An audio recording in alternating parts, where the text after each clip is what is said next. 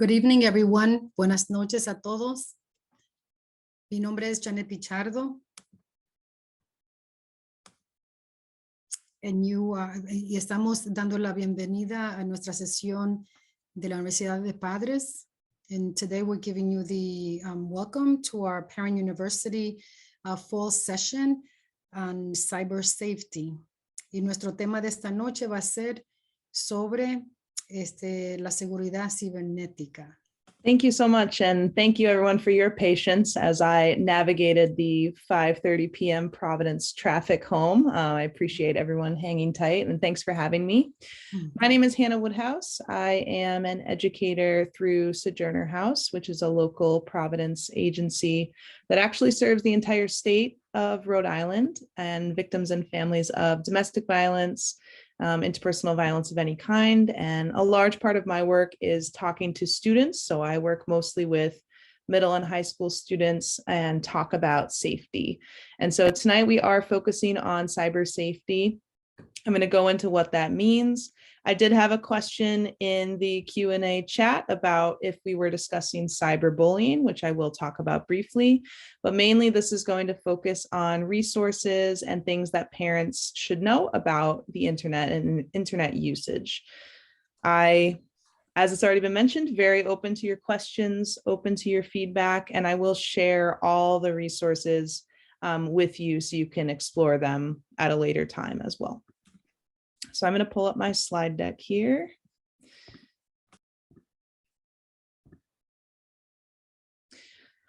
Our main focus when we talk about cyber safety, I approach it from a lens of empowerment. So realistically, in our world, there's not a way to escape internet usage. We use it every day. We're on it right now.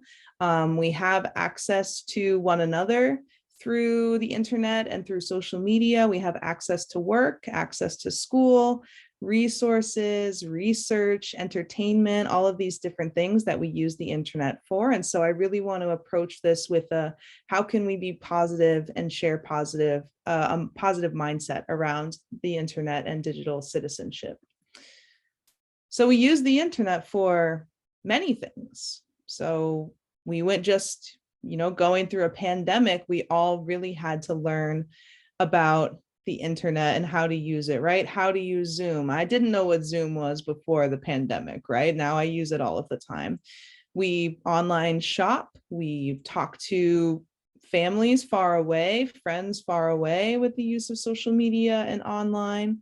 We express ourselves. Some people write a blog post, right? We share photographs, family vacation, we share things that we're interested in, and entertainment. So a lot of the times when I talk to parents, they're talking about things that their kids are using the internet for. They're using Netflix, they're using apps, they're playing video games, all of these different things. And so it's important for us as individuals to be aware of the use of the internet. Thinking about youth specifically, on average, youth spend about 45 hours a week online. And just from my work doing youth development for so long, and certainly many of you who either work in education or have children of your own, it's probably more than 45 hours a week. They're using it constantly. On this next slide, you can see in the past few years, and I know this data is from 2019, so it's a little outdated, but youth are using the internet more frequently than they ever have been before. They may have personal devices, they may have cell phones, laptops for school, they may have an Xbox or a Switch or a PC or whatever it is that they play video games on, and they're using it constantly. So certainly this isn't all children, it's not all youth, but even if the youth doesn't have a personal device, they probably know someone who does, whether that's a parent or a cousin or a sibling or a friend.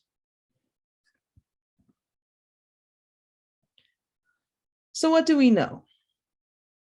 How much a child uses the internet matters. People who use any digital media more frequently, it impacts the way that their brain develops. And I'm sure you've had conversations about that before. There is the potential for addiction with social media. So it releases things in the brain that make it difficult for students to break away from the use of the internet. And that's true for adults as well. I mean, we're not immune to it. A lot of us are using social media, using digital media for those reasons I mentioned before. What they use it for matters.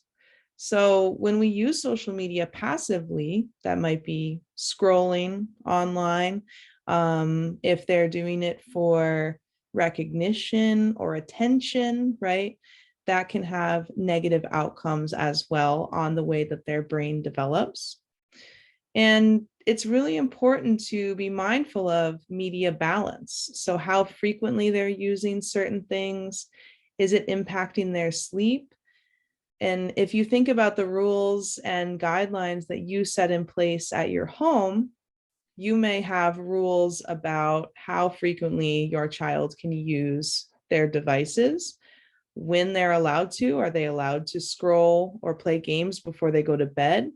Do they need to complete a task before they're given an iPad or a phone?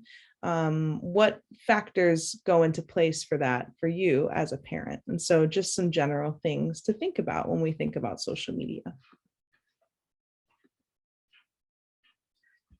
So if you want to use Q&A or chat to shout out any of the apps on the screen and just kind of seeing what you're familiar with. You may recognize some, you may have no idea what some of these apps are, but these are some of the most popular apps with youth today. So are there any that you recognize, parents in the room?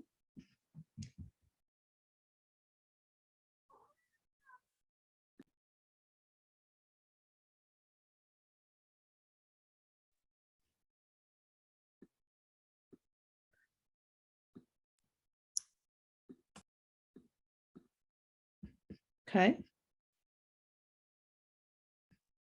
I see. Okay, so someone's saying yes, you do recognize some. Some of them you may be more familiar with. Know most of these. Awesome. So it's always kind of a gamble when I talk to parents. Some parents are very familiar with these apps and some have no idea, right? So I just want to get a sense of what you know, right? Some of you may not recognize all of them. So probably the most popular, starting from the left-hand corner, right? I'm sure if you are a parent of an adolescent or a middle school student, you're familiar with TikTok, right? So TikTok is in the top left. It's this kind of music note looking icon. This is one that a lot of students are using these days, right? So I have in the chat, someone's recognizing Facebook, Snapchat, WhatsApp, YouTube, Instagram, TikTok, right? That's pretty much a good snapshot of the most popular apps, right? When I go into schools and when I talk to students, a lot of them are using TikTok. They're watching videos, sharing videos, commenting, interacting. YouTube, very popular video sharing app where they can watch people do makeup or people play video games or whatever it is that they're interested in, engage in music, excuse me, all these different things, right?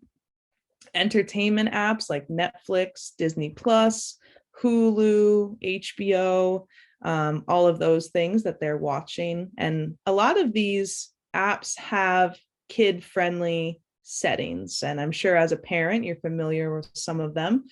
But you're able to kind of gauge what your what your child is watching or what they're engaging with. Most of the apps on the screen have a social component to them, so they're able to talk to other people online. And again, there is the potential risk for danger with anytime talking to people you don't know online, which is why it's really important to talk to your kids, talk to your youth about their internet usage. A big one I know, and I don't know if any of you have kids that play Roblox, it's that black icon in the middle of the screen. This is a online video game, much like Fortnite, if you're familiar with Fortnite. These are two that kids can play this game and they interact in real time with other people. Sometimes they play with students at school or their friends, but sometimes they're in a room with people they've never met, people from different countries or different states. And there is that social aspect to it. We will talk a little bit about safety and privacy settings with some of these apps, and I will share more resources following tonight's chat. I do have a question in chat. Has Providence Public Schools considered having students put their phones away during class time? I don't know if a PPSD individual has an answer for that. Yes, so I can answer that. I believe teachers actually, some teachers ask students to just turn off their phone or, put their phones away. So each teacher is going to be very different. So in terms of, taking phones away, they don't do that. But there are some practices. That's actually a good question, especially asking your own children, so right now, what classroom teacher might have some sort of practice like that, where they might pass around a basket, asking folks, students to go ahead and put their, their phones in this basket and then pick it up before they actually leave. So again, everyone is different.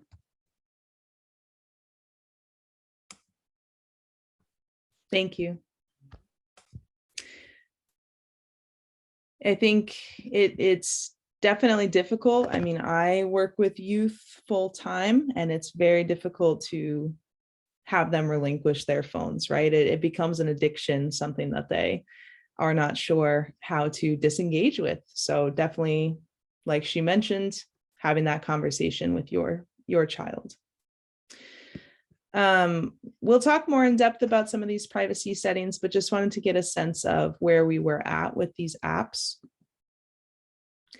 Something that's really important and something that Sojourner House, my agency, we partner with a lot of schools and school districts on is teaching digital citizenship. So just to define, this is the responsible and reasonable use of technology.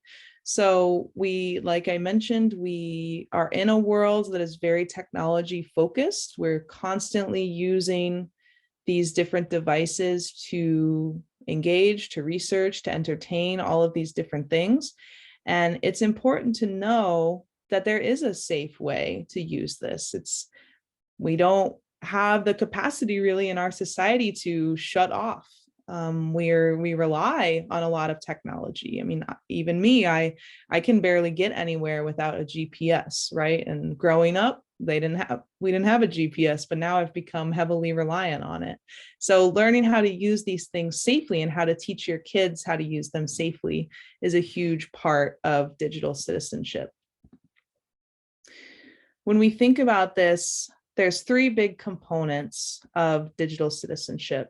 So there's privacy and security. So that's things like making passwords that people won't be able to figure out. And that's kind of basic internet safety. Teaching kids how to use block and report features. So we're going to talk a little bit about how to talk to your kids about uncomfortable situations that might happen online, but also just you can block people. If people are sending you things that are making you uncomfortable and you want to talk to your parent or your guardian about it, block them, report it, right? There are features with some of those apps to report cyberbullying, to report inappropriate language, to report harassment, and it's important to utilize those. Communication. So being mindful of what a student shares. One of the big social media apps right now is Snapchat and TikTok, right? Which are both sharing content online. So when I talk to youth in an educational setting, I talk about what are you posting on there? What is interesting to you? Is it dances? That's a big part. They're sharing dances, right? Are they sharing their stats from a game? Are they sharing music that they're creating, something they're creating, art, music, their sports, whatever it is? What are you sharing and why is it necessary to share those things to you? What is the reason behind it? Consumption. This is the big one, and we're going to talk about some wonderful resources to deal with the consumption of media. What types of media affect us? Are they watching things that are age appropriate? Are they watching things that are developmentally appropriate? Do they have a safe outlet to explore their curiosities? If they're interested in something, how do they manage that interest? Are they watching 16 hours of Netflix? Or YouTube? Are they on Wikipedia? Are they engaging on social media through TikTok and Instagram? How are they figuring things out that they are curious about? And are they doing it safely? Checking their sources, right? I think a great example of this for adults is when we read about current events, right? There's very differing opinions about certain current events. So what we choose to engage with and what we choose to believe is up to us, but it's important to be mindful of different perspectives and different sources that our media comes from as well. So engaging a little bit in cyber safety. I am not a parent, so I'm not here to tell you how to parent or how to set boundaries with your children. But certainly, I think talking to kids about cyber safety, there's a couple of things just to keep in mind. I always suggest to folks to thread talking about the internet into their everyday conversation. Kids today, and I'm sure you all know this for any of your kids that have devices, phones and things like that, they know almost better than adults how to use those things, right? I constantly am learning from the youth that I work with about apps. I had a situation today where I was in group and I didn't know how to use the app we were trying to use, and they showed me. It was very easy for them. They're very tech savvy. Threading that conversation in. What do you like to do online? What are some things that interest you? If you have a kid who's really talking a lot about TikTok or talking about YouTube, what are some of your favorite parts of that? Do you like a certain person on there that you're really interested in? Is there someone you've been talking to online who you feel comfortable with? What components of those apps are really interesting to you? And then using it as a tool to bond, right? Kids get really defensive around their social media use. So can you show me some of the things you like to do online? Demonstrate an interest, and they generally will be more open to talking to you about it. Of course, as a parent, your number one interest and priority is probably to be a safe person for your child to talk to. And that's no different when thinking about digital media. So making yourself someone that if something does go wrong, if somebody is making them feel uncomfortable, if they are a victim of cyberbullying, being that person that they can talk to about it. So I hope you can tell me if something happens, and I'm not here to judge you. I'm just here to tell you we can fix it together or work on it together. And sometimes in my work, this is when a school gets involved, right? I've seen a lot of instances of cyberbullying between kids at school. And this is when we might get someone else involved alongside the parents and all decide what might be best for the situation at hand. Try not to use fear tactics, right? But thinking about real world examples. I mean, there's been instances where cyberbullying has escalated to the point of violence, real world violence, right? And it's important to catch it early on if possible. So asking kids about certain things they're seeing online. What do you think about this? How do you feel about this? If this were to happen to you, how would you feel? And just making it more of an everyday conversation rather than waiting for if something does go wrong. So hopefully these are some helpful things.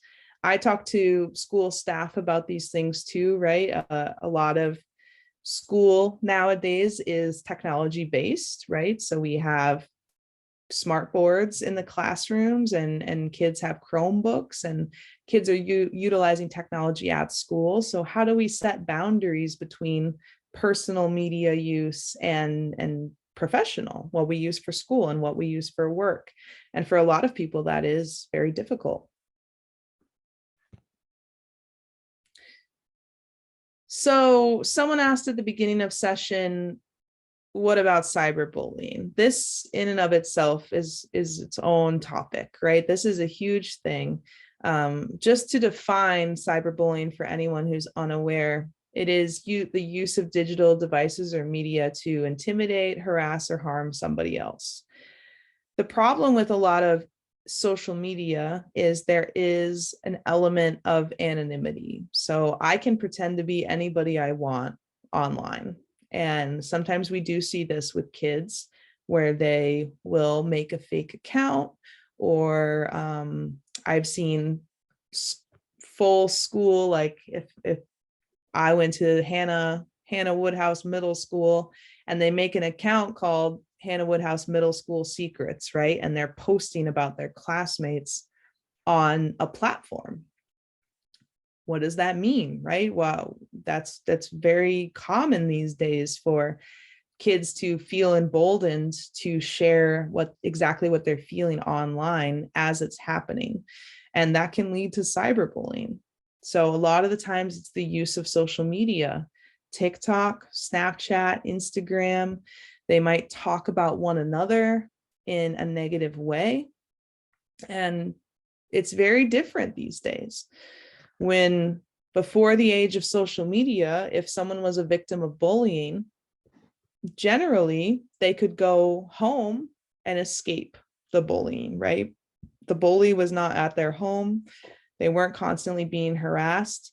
Now, with the age of social media and technology, that isn't necessarily true. They might go home and open Snapchat, open TikTok, and the bullying is continuing because there's that accessibility component. Cyberbullying is something that is rampant. It spreads very quickly, and a lot of people feel uncomfortable dealing with it because they're unsure of how to deal with it. The best way, if this happens, and I'm sure Providence Public Schools probably has a policy around cyberbullying. Most school departments do, school districts. But it's important to have some sort of policy, some way to mitigate it if it is to happen in school. Cyberbullying, of course, can have negative impacts on a child's mental well-being. It can decrease their self-esteem. It can lead to depressive symptoms, anxiety symptoms. It can lead kids to disengage in things that they generally are interested in. So if I'm being cyberbullied on Roblox or Fortnite, even though I enjoy playing the game, I might not want to do that anymore. Now I don't have that social outlet that I had before. Certainly some statistics here.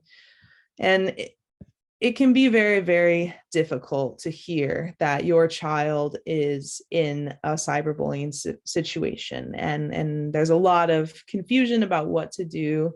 But again, going back to those tips, talking about the emotion behind it. How does this make you feel? What can I do to support you?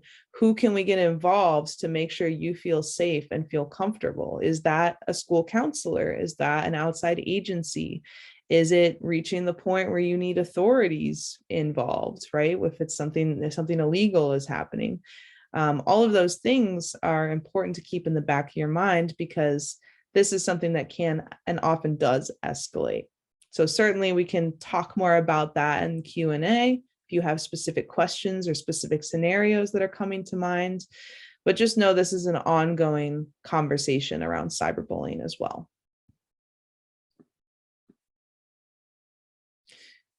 So a couple things. I mentioned earlier that kids can get very defensive around social media. A lot of it is they feel the right to privacy. And with parents, I'm sure it's difficult to define the privacy and what's okay and what's not okay for your child to do. Children are pretty good, unfortunately, at hiding things. So even when a parent sets boundaries with their child, sometimes the child, because of peer influence or because of some other factor, they go around it in some way, right? They download some other app or they use a friend's phone or something like that. So certainly we don't want to come from a place of judgment or jumping to conclusions when talking about the internet with children. And it's difficult a lot of the times. And this happens, I mentioned I'm not a parent, but I am an advocate and I work with a lot of kids who have experienced harm. And it's difficult not to jump into action immediately. But going back to the emotion behind it, thinking about how it's affecting your child or your student, how it is affecting their sensibility and their brain chemistry and their self-esteem and all of those things that are so closely developing at this time in their life. Thinking about that in a way that's real and reaching out when you need help. We don't have all the answers. Nobody does. Talking to a friend about it or another parent, talking to an advocate or a counselor about it, somebody who can give you a second opinion before jumping into action, whether it's cyberbullying or harassment or whatever's going on. If they are struggling with media balance, using a calm, non-accusatory approach, right? Again, I've already said that, right? Validate what they're experiencing. Let them know that if they come to you because something is happening online that they are uncomfortable with, getting help shows that they're strong, that they're taking the necessary steps to feeling better, to fixing their self-esteem, to improving their overall well-being. Finding positive ways to connect. The internet is not all bad. I think it's easy for us to think about all the negative parts of social media and the internet, but I'm sure you can think of many reasons that social media and the internet are positive. We connect with people on there. We can, my family all lives very far away. I'm able to FaceTime them when I miss them. You know, I'm able to work remotely sometimes through the use of the internet. So it's not all negative. Minimizing conflict online. A lot of the times when I see conflict online, it's because of poor communication skills, and it's much easier to communicate online than it is in person. So people will argue over text in a way that's unhealthy, or they will post negative things about a friend or a family member or a partner because they don't know how to say those things face to face, and the internet gives them that platform. It's unfortunate. Knowing your kids' friends and their families and how they use the internet. Again, if you have stronger boundaries or stricter boundaries around cyber use, it's important to know who might not. Is your kid running over to their friend's house because you don't let them use something, right? So having that conversation and being open about it.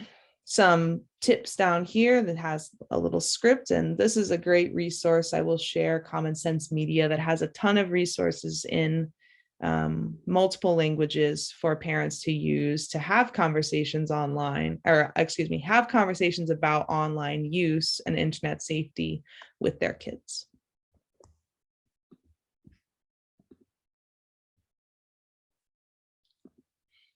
So I kind of mentioned this already. What's the good news, right? I don't always like to harp on all the negativity, but when we think about certain kids, they might not have the strongest social skills. They may feel like they're disconnected in other ways, in other areas of their life. Maybe they're very passionate about something that other people in their life are not passionate about. And so they seek out a community online. One of the apps that was on the screen earlier is Discord, and that is quite literally a community sharing app. So if I really love this movie and nobody else in my life has seen this movie and I can't talk to anybody about this movie, finding the community online to talk about it so that I feel compelled to discuss my interests, because that is a healthy behavior. Now, of course, we want to be safe about it as parents and as advocates and as kids. And we want to make sure that we are not talking to people who make us feel uncomfortable or who cross boundaries. And all of that comes from talking to your kids. So certainly opening that door and allowing them to talk to you about things they're experiencing online and not jumping to conclusions, like I mentioned. Connection is huge when kids are developing. So they develop until their early 20s, right? But they develop really, really quickly between the ages of 8 and 14. And that's when a lot of kids are first exposed to social media. So what is it? How is it impacting their development? Are they feeling engaged? Are they playing games online? Are they talking to people online? Are they feeling comfortable with all of that? Do they feel supported? Maybe they're getting support somewhere that we wouldn't think. So just knowing all that about your kid is important. So opening that door, having that conversation.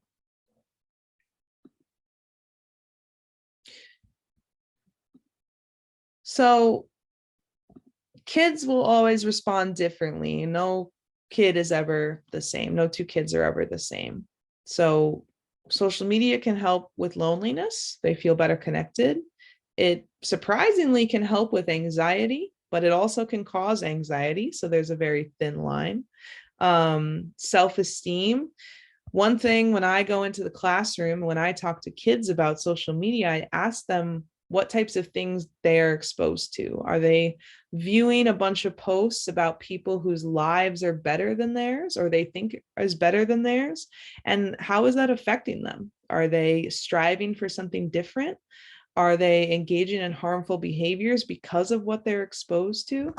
Are they engaging with other people online that are telling them things that maybe their parents wouldn't tell them, right? So we want to be thinking about all of these things. And when they're using social media so frequently, it can impact the way they view the world, the way they talk to other people, the way they talk to you as a parent or as a guardian.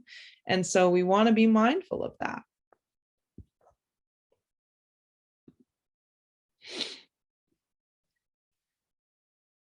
A lot of future jobs are going to be dependent on technology. So I think a lot of the times we think, oh, this generation is doomed because all they do is spend their time online. But realistically, people can learn very, very critical skills through the use of the internet. It can help develop creative problem solving, critical thinking. It can help develop social skills, like I mentioned. It can help develop writing skills. So different things that if they're using the internet correctly, right, through digital citizenship, they actually can be well balanced and prepare them for the future rather than hinder their future. So that's also important to know. It's not all negative.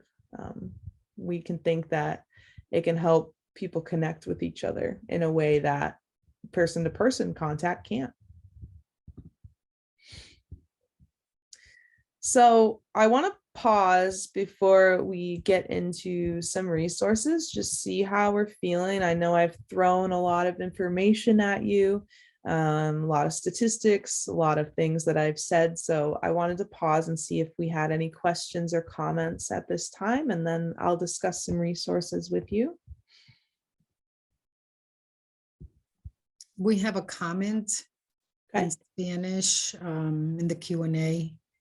It actually says, me gusta toda esta teoría de enseñanza. Gracias.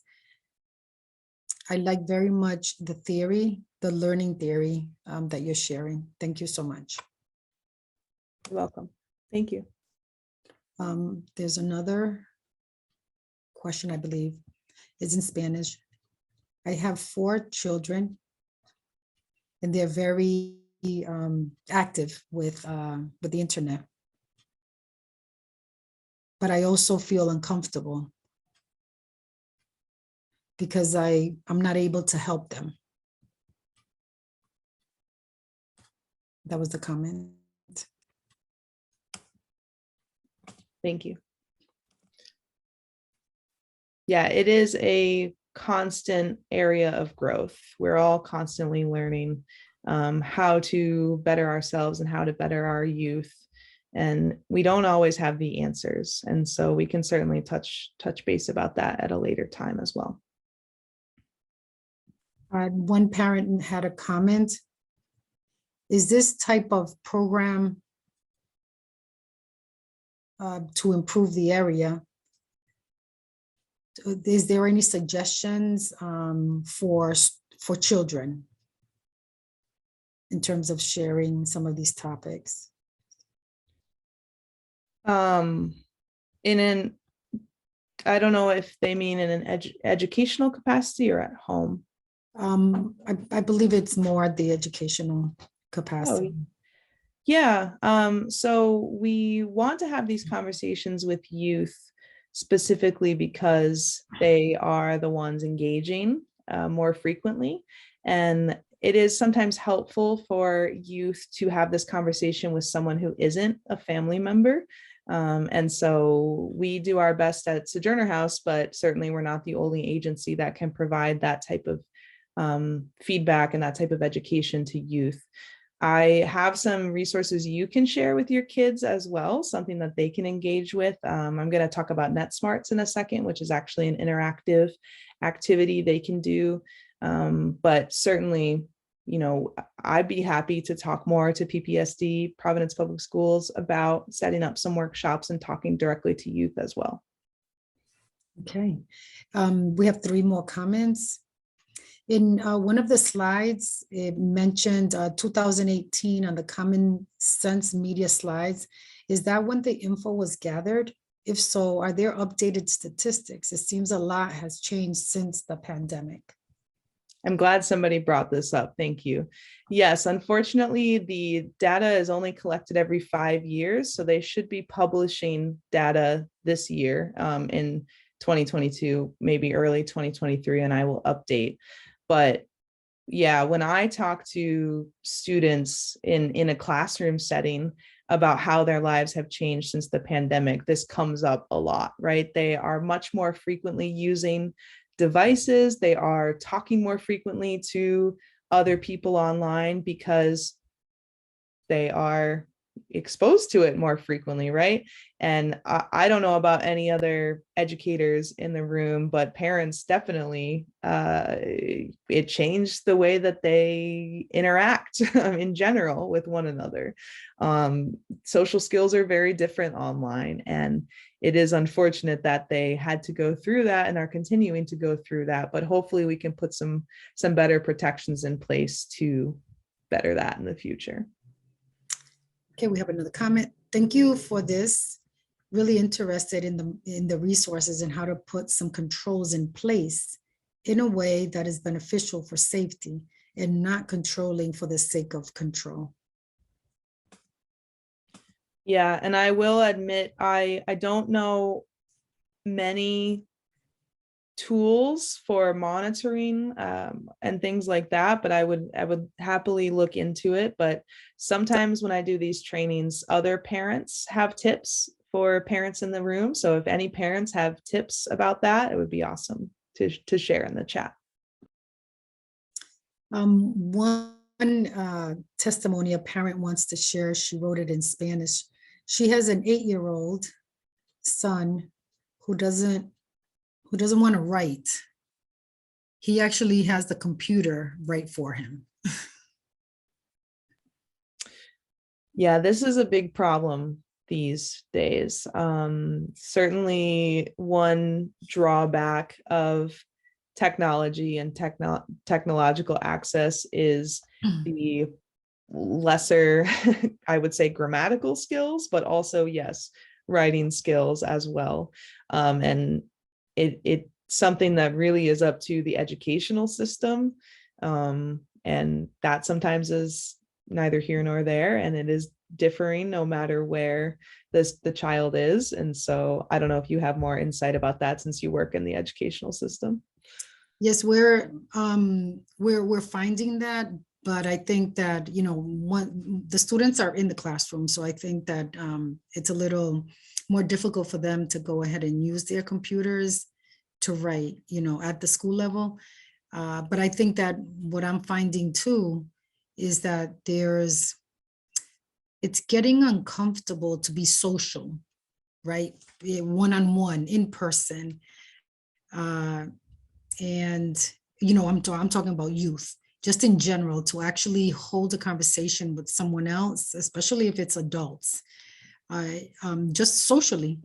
And it's because I believe, again, folk, you know, the youth are getting used to just being online, maybe playing games and just hearing voices rather than actually having interaction. Even though through a Zoom, you can see each other, right? Just like FaceTime perhaps, but that's becoming a thing in terms of just articulation and feeling comfortable just having conversation. So we have some other comments here. Does anyone know the best Net Nanny type of app for installation on kids' iPhones so parents can monitor to make sure their kids don't see anything inappropriate online? And I think I previously alluded to this. I actually don't have the answer to this, but if other parents have used something that they found beneficial, please put it in chat so that we can all learn together.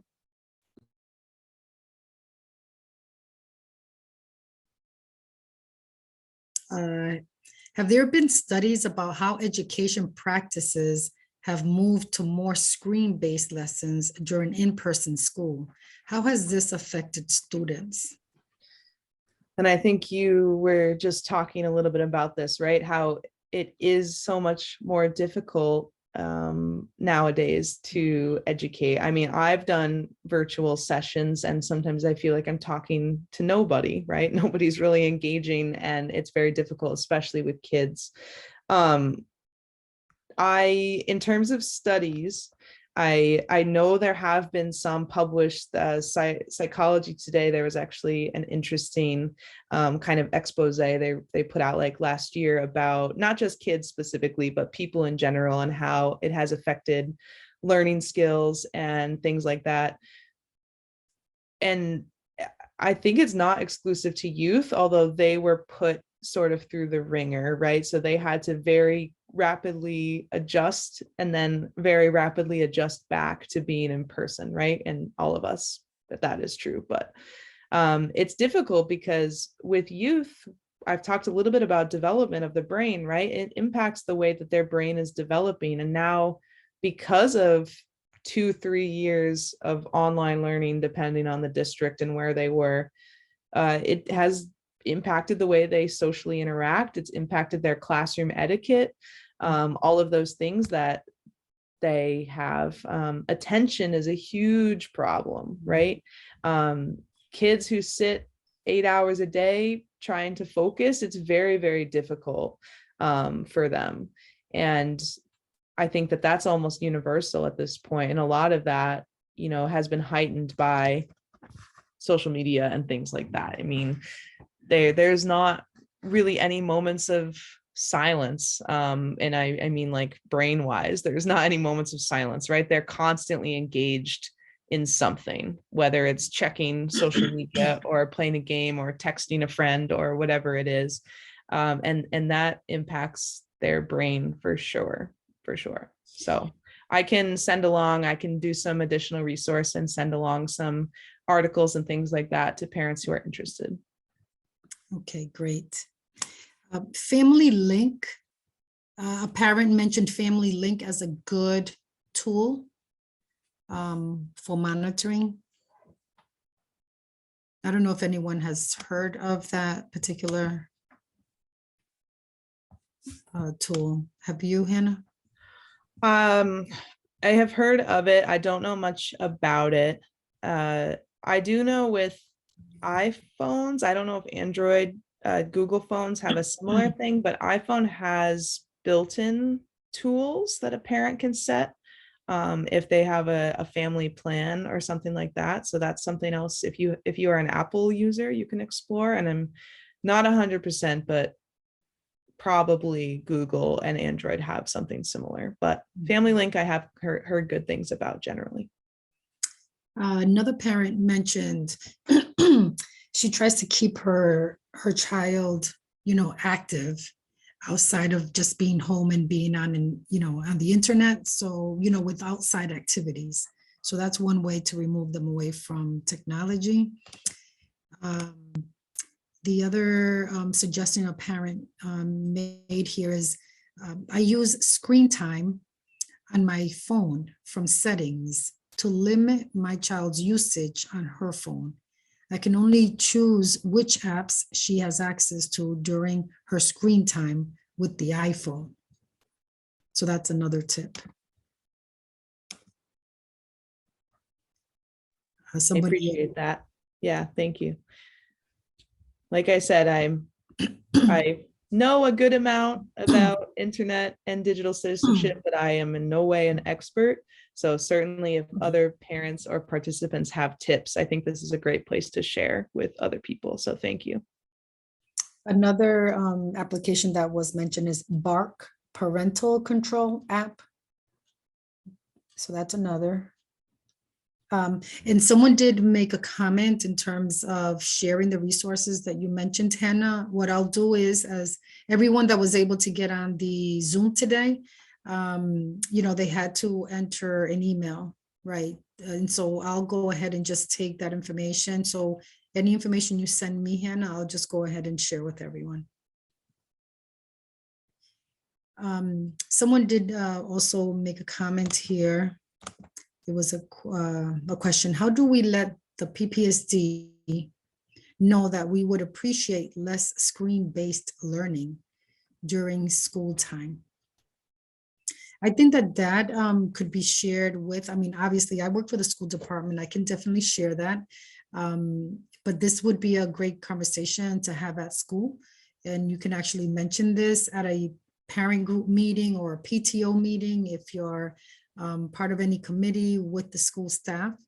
Any opinions that parents have with regard to, how we're, delivering content and the learning in school, please, we want to know your feedback. And so please try to attend any of these activities or meetings that are being held in schools so that you are able to provide that feedback. Someone actually mentioned earlier, if this kind of topic is something that the school can offer, with the perspective of a student, right? And just talking about cyber safety in general, directly to our youth. Hannah, I think you mentioned that you've had experience doing that, going to a school and speaking to students. So if you can kind of share what that looks like with students and what is their reaction, if you can share some of that experience. And of course, after today, Hannah, I'll reach out to you and, kind of see, how can we have you perhaps, be at some of our schools. But another advice that I have for our parents that are on the call is that, for, again, just repeating what I just mentioned a few minutes ago, many of our schools, and they should all be offering opportunities where you are able to share your feedback for a topic like tonight. If this is something that you would like to have offered at your school, because that perhaps other parents would be interested, because we know not every person can attend a Zoom, but if there's something that might be happening at the school level or an event that could be hosted, we'll be happy to share this information. So you can always tell the principal or a teacher to reach out to me, and I can always connect them to Hannah. If you're okay with that, but we can coordinate that. Okay.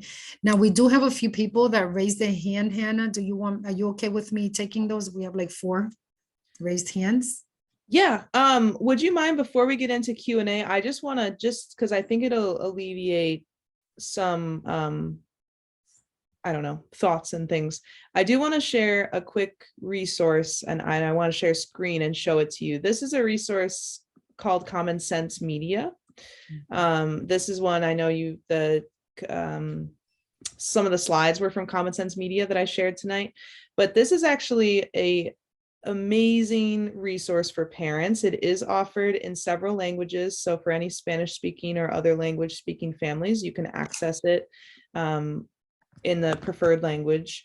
And this is here, you can actually look up basically anything your students, or excuse, I'm so used to talking to teachers, your kids are involved in, and they have reviews and ways for folks to get engaged.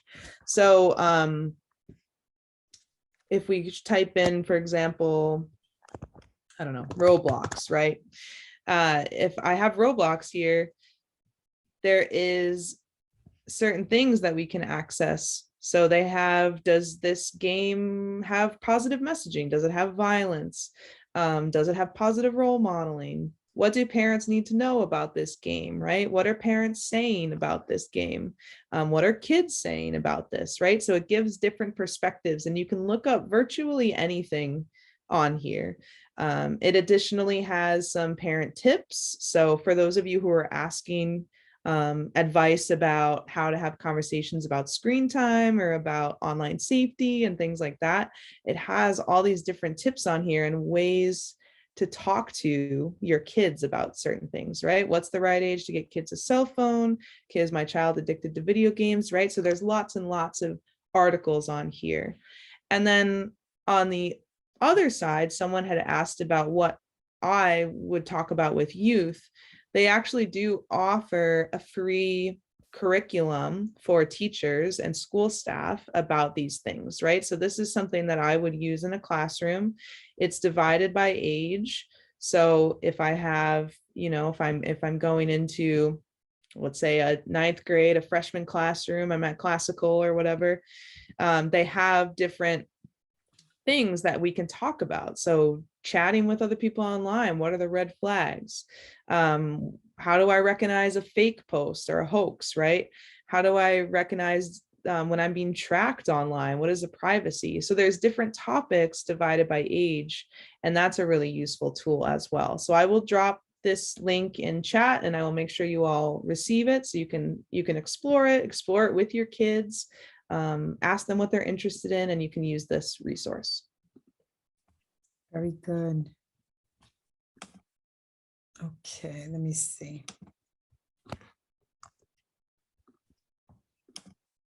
Okay, well, so now we only have 2 that have raised their hands, so let me just grab them really quick. Karen Morales, you have your hand raised. Would you like to ask your question live? Please unmute yourself.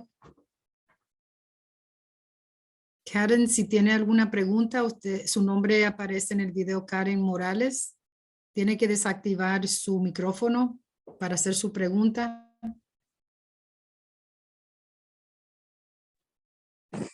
Sí, buenas noches. Soy Karen Morales.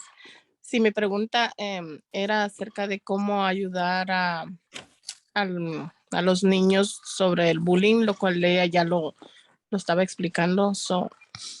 Me quedó claro la explicación que ella dio, así es que muchas gracias. Okay. Esa era mi pregunta. Okay, gracias. You actually answered her question. It was regarding bullying, so you've already discussed it, and she was satisfied with your information.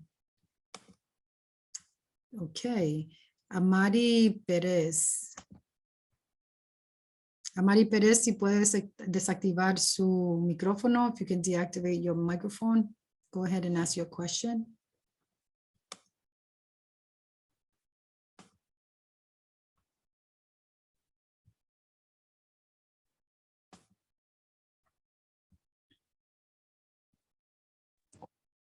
Amari? Amari, do you have a question? ¿Tiene alguna pregunta? Sí, buenas. Buenas noches. Sí, buenas noches. No quería dar las gracias, sí, todo fue muy claro y me gustó mucho el tema. Okay. Eso ayuda mucho para nosotros los que tenemos niños y más pequeños. She's saying thank you. The information was very clear, and this was very important, especially for those of us who have younger children. Gracias, Amari, por su comentario.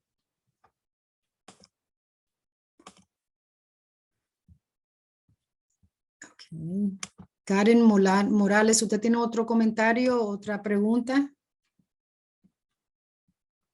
No, simplemente le quiero dar las gracias por Ok. toda esta información y el esfuerzo que han hecho por darnos esta educación a todos los padres que estamos presentes y para los que no también, porque fuera bueno que también la reciban.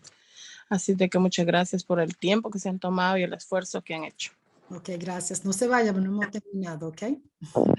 She's saying thank you again for all the information shared. Very important for all of us.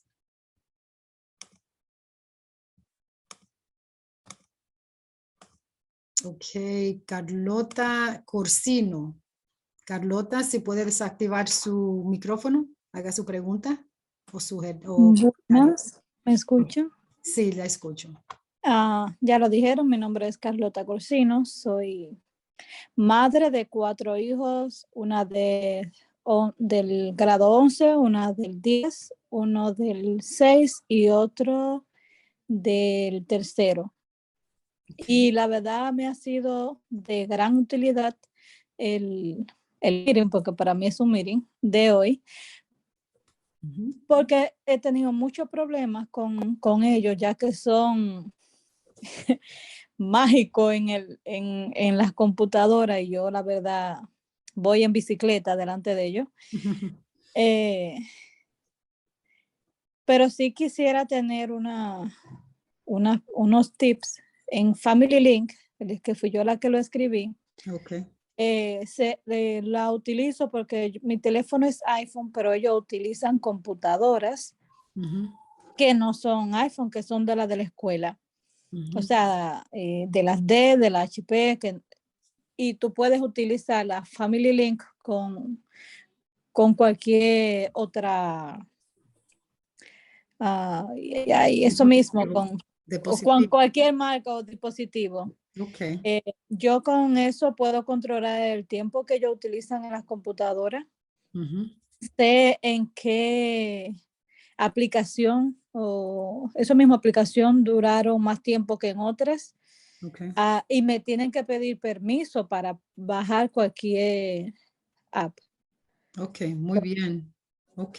Les digo, pues si les interesa a otros padres, así como yo la verdad pierdo mucho la cabeza en enfrentar la situación, porque como son de diferentes edades y hembras y varones, mi hijo pequeño tiene, vamos a decir, deficiencia en aprender. Sí.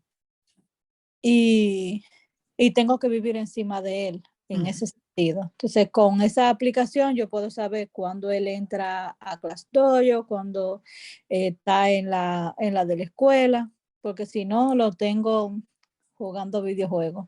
Muy bien. Muchas gracias, Carlota, por la A sugerencia. ustedes. Lo voy a traducir ahora su información. Muchas gracias. Ya, póngalo chiquitico. Okay, gracias.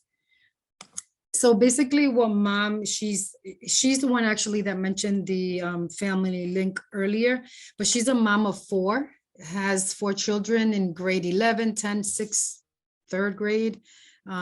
She again wants to thank us for the wonderful information that was shared today. Her children are like experts in using the internet. So that made her just be more interested in trying to find a control. So she wanted to recommend Family Link. From what she has learned, she uses an iPhone, but her children use the Chromebook to be able to go into different applications. And so it does help her to control the usage, know what applications they're spending more time using. They all know that they have to ask her permission to be able to download any application. And so again, she has a combination of male and female, right? But it's common that the interest is there for all of them to be online. And so she does have the youngest that has a disability, a learning disability. So for more reason, again, she's online looking for things that obviously he's able to use. And she says, thank you again. Okay, we have another. Lorena Contreras, ¿usted tiene alguna pregunta? Por favor, si puedes activar su micrófono.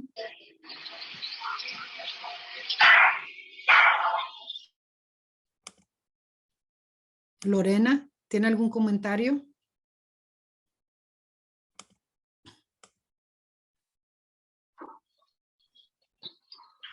Buenas noches. Buenas, ¿tiene un comentario, una pregunta? Sí, para mí fue muy importante, sobre todo buenas noches, para mí fue muy importante lo que estuvieron hablando. A veces nosotros los padres trabajamos, entonces se nos hace un poco difícil cómo estar controlando lo de las redes sociales que usan nuestros hijos. A veces también, como dijo una persona ahorita, no sabemos mucho de todo eso, no estamos comunicando completamente, eh, ¿cómo lo explico? Eh, no estamos bien ubicados de todas las redes sociales, porque yo no sé usar mucho de redes sociales y prácticamente ellos aquí, como dicen, sí los venden en ese sentido, porque ellos saben mucho más que nosotros. Entonces, es muy bueno saber cómo poder aprender nosotros a usar todas esas redes sociales para estar más pendientes de nuestros hijos. Ok, muchas gracias. Gracias a ustedes. Basically, Mom said that this topic is super important. There's so many parents that, spend a lot of time working and do not understand, or it's very difficult for them to be able to learn how to control the usage, especially when the students or children, when the children actually know more than you as an adult at home. I don't know enough, she says. Her children know more than her. It's a little frustrating. But this information was definitely helpful. Thank you to everyone offering positive feedback. I'm glad that you all engaged and asked questions. It's super important to learn from one another. So thank you. And I put in Q&A chat, I wanted to thank all the parents who were also sharing resources that they've used. I think that's really valuable. So thank you for that. Definitely. We have Jasmine, who would like to say something, has her hand raised. Jasmine? Hi, hello. Hi. Can you hear me? Yes, we can. Hopefully you can't see me, right? We can't see you. We can only hear you. So I just have a question. This information was like really, really good. Thankfully, I have 4 kids and I raised them to be able to share anything, whether it's good or bad, with me. Like I've always told them, I'm your first, fan and supporter, your counselor and everything. So I have a 23-year-old, 22-year-old, 15 and 14. So my question is, besides the cyberbullying, the social bullying, the anything online, besides kids bullying, what can we do if we feel like there's teachers bullying our kids? And I know this is like probably a crazy question and there could be another day for it. You can like get my number and call me on a private chat. But it's just, yeah, like, I don't know how to approach it. Like, I'm very protective over my kids. So I feel like maybe if I go to the teacher, I'll probably end up arguing and just regretting everything. So I don't know, like, is there, somewhere where I can go and like have a meeting to talk to these teachers that I think are bullying our kids? Okay. Jasmine, thank you so much for sharing. Hannah, I don't know if you have something to share. I can also share. Yeah, I mean, I think I'm going to defer to the school district because I'm not well versed in their policies or anything like that. But if any parent on the call ever wants to debrief, or I am available as a resource. So certainly I can have my contact info shared if you want to give me a call or something, even just to talk through before making a report or talking to the school. I'm happy to chat further. But I'm sorry that situation is happening. And I, in my work, have also seen it happen. So I don't think you're crazy at all. I have seen adults bullying teenagers or saying negative things or spreading rumors, and it is always a very uncomfortable situation. So I'll let the district mention if they have policies or things in place. Yes, Please, Jasmine. I would appreciate that. Yes, Jasmine, I really appreciate you coming forward and sharing your experience, even though you didn't go into details, and that's okay. But I think that for everyone on the call right now, the Family and Community Engagement Office, the one that I oversee, you know, we're here to support and help facilitate any concerns Okay. and also any complaints. So at the end of you know, Hannah's presentation, I'm going to go ahead and share our contact information as well. So that way you can Thank reach you. out to us, because I think that, you know, the first thing I would recommend is that you actually share this with the principal.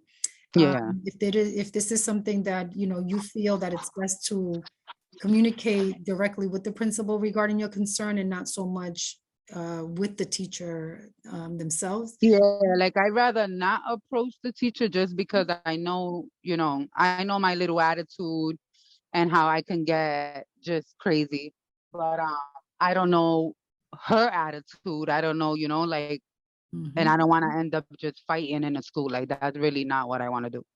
Right, right. So yeah, and you don't know the reaction, all of that. So I think that yeah, if your first step, I would ask you to definitely give, you know, kind of share this with the principal. And then I'm actually, and if you can confirm whether or not you see this this phone number in the chat, I just want to make sure. The 456-9100. Do you see that? Oh, yeah, yes, I do.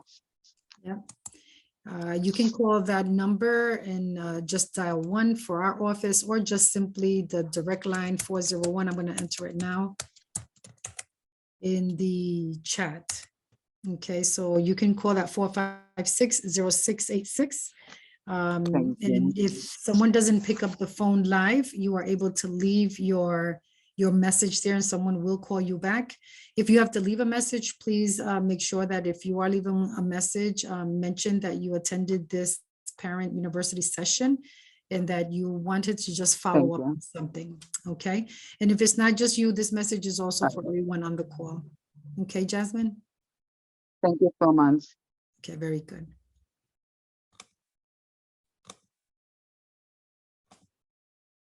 Okay, and we're going to take one more. Ana Reyes.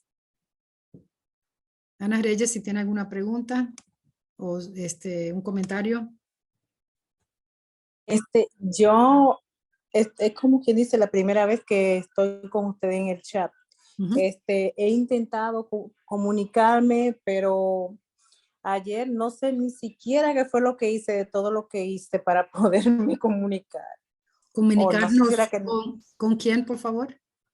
O sea, para participar, porque veía las reuniones y no podía como conectarme. Okay. Entonces, hoy intenté, ahora dije, déjame intentarlo, y vi que abrió, y dije, oh, a lo mejor era porque ustedes no estaban conectados, que no me conectaba. No sé. Lo que hay que ya llegué tarde. Entonces, me gustaría, si se puede, hacer un resumito breve de lo que trataba la reunión. Yo no hablo inglés. Ok, entonces usted entró un poquito tarde, pues entonces usted no sabía que usted tenía acceso a un intérprete mientras estuvo con nosotros. Si usted mira hacia abajo el globo que está abajo en su pantalla, que dice interpretation. No tengo. Ok. ¿Verdad? Ese globo parece una bolita con líneas. Si usted presiona, usted va a ver el idioma inglés-español, ¿lo ve? ¿En inglés? No me... Oh, no me... ¿Aló? Si ¿Usted me escucha? Sí, ahora sí. Ok. So, ¿usted está en una computadora o un teléfono? En el teléfono. Ok. So, creo que tiene que darle 2 veces hasta que vea la opción donde se puede mirar. Oh, dice silencio, levantar las manos. Sharp. ¿Será esa? Dice en la esquina más, tiene 3 puntitos. Ajá, mire más, ya. Presione ahí y mire a ver si usted tiene una opción. Ok. Sí, tiene un globito. Interpretación. Ya, cuando usted presiona ahí, pues entonces el intérprete, usted va a escuchar el intérprete. Mientras tanto, usted me está escuchando a mí ahora. Ah, ok. Okay. Ok. So, si Pues, usted ahora- selecciona, esto es para el futuro ya, pero usted puede, porque vamos a terminar en un ratito. Ok. Si usted lo presiona ahora el español, pues usted va a Ujú. empezar a escuchar el intérprete. ¿Ok? Ok. Ana, pero Sí, mientras ok. tanto, ¿usted tiene alguna pregunta o no? Usted dice un Ahora no. resumen. Sí, sí. Entonces, ahora no lo puedo ver, no sé, porque no sé a qué le di. Con relación a la reunión, porque me he interesado, ya que veo que dicen que hay muchos problemas con el asunto de la matemática. No, Entonces, déjeme aclararle. El tema de hoy tenía que ver con cibernético, la seguridad del cibernético, ¿verdad? El uso del internet ajá. con los estudiantes, con los niños, los Ujú. jóvenes, la manera de monitorear los beneficios de que los padres también que tengan más conocimiento Ujú. en las diferentes aplicaciones. Pero este video o esta reunión ha sido grabada, se está grabando ahora mismo y van a tener Ujú. acceso en el internet. ¿Ok? Ok. Y yo lo voy a Ah, no. compartir después con todos. ¿Ok, Ana? Ah, ok. Sí, porque así entonces no atraso la reunión. Pues Sí, podemos continuar y gracias. yo la veo entonces más tarde. Ok, Ana, gracias. A usted. Gracias. It was Anna's first time joining our Zoom. So I was just trying to explain very quickly as fast as I could how to access from her phone, our interpreter. Okay, so Hannah, I'm not sure if you were done with your presentation or if you have a few more slides. No, I just wanted to show common sense. I will quickly show folks the one more resource, and then I know we are close to our time here. Someone had asked in chat if the recording was going to be accessible to participants. Yes, it's actually going to be in our YouTube channel, Providence Schools YouTube channel. So the last resource I just wanted to share, this is NetSmart's Kids. And I will share all this in an email. And this is actually kid-centered, so it's something you can share with your children. And it has interactive videos, games to learn about internet safety. So it's kind of like a fun way to engage in this conversation. It goes through cyberbullying, it goes through uncomfortable conversations that people might have online. It goes through digital media use and just kind of in a fun, accessible way. So I just wanted to quickly show this resource before we wrapped up. But I truly want to thank Providence Public Schools for having me and being understanding that I was a little bit late. And I want to thank all of you for participating so well and asking such wonderful questions. I think the only way we will keep up with the internet is if we try. And so just know that if it's frustrating to you or you have trouble understanding or you feel like helpless about anything, a lot of us are feeling like that. So you're never alone, but I'm here as a resource for anyone who needs me. I did say in chat, but I'll have to send it in an email. I do have Spanish speaking colleagues. So if you have questions, but are Spanish speaking, I would happily connect you with another person at my agency who you can speak with. So please reach out if you need anything or if you want to talk further about any of the information presented tonight. Wonderful. Thank you so much, Hannah, for this information. I think it was very helpful for everyone on the call, including myself. So we will keep in touch, Hannah. Yeah. This may not be the last time we will see each other. Hopefully not. In the spring. Okay. Thank you so much. We're going to stay online, but Hannah, you're welcome to exit the Zoom. We actually have some giveaway prizes and we also have an evaluation form we would like our participants to complete. Great. Thank you so much. Okay. Thank you very much. Bye. Thank you. Bye-bye.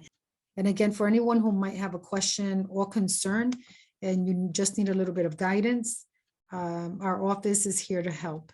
So please make sure that you reach out to us. You can always call our office 401-456-0686.